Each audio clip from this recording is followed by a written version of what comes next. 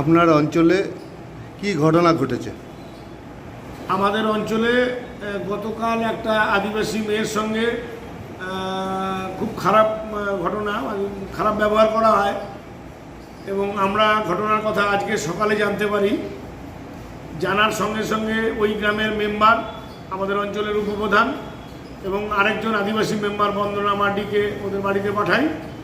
পাশাপাশি মেয়েটা হসপিটালে ভর্তি ছিল, সেখানে আমার অঞ্চলের ভাইস প্রেসিডেন্ট ইসাহক সরকার, পঞ্চায়েত সমিতির সভাপতি গণেশ প্রসাদ এবং আমাদের দলের মহিলা নেত্রী শ্রীলতা, ওরা ওই আর্ত মেয়েটির সঙ্গে দেখা করে।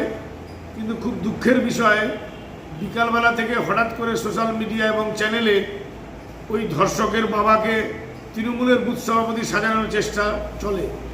আমরা এই ঘটনার তীব্র নিন্দা করছি। যে ধর্ষণকারী তার বাবা কোশমিন কালেও তৃণমূলের কোনো বুথ সভাপতি ছিল না। ওই বুথের বুথ সভাপতির নাম ইসরায়েল মিয়া, তিনি 2020 সাল থেকে আমাদের বুথের সভাপতি এবং এই ধর্ষক এবং তার বাবা এরা আমাদের দলের কোনো সমর্থকও নয় এবং লাস্ট ইয়ার এরা সুকান্ত মজুমদারের ভোট করেছে। কিন্তু কৌশলে এক শ্রেণীর মানুষ জোর করে একে তৃণমূল সভাপতি বানানোর চেষ্টা করছে।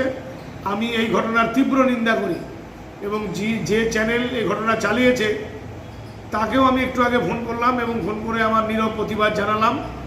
সাক্ষাৎকার হলে আরও ভালো হতো যে আপনারা না জেনে একটা তৃণমূলের বুথ সভাপতি বলে কেন চালিয়ে দিচ্ছে।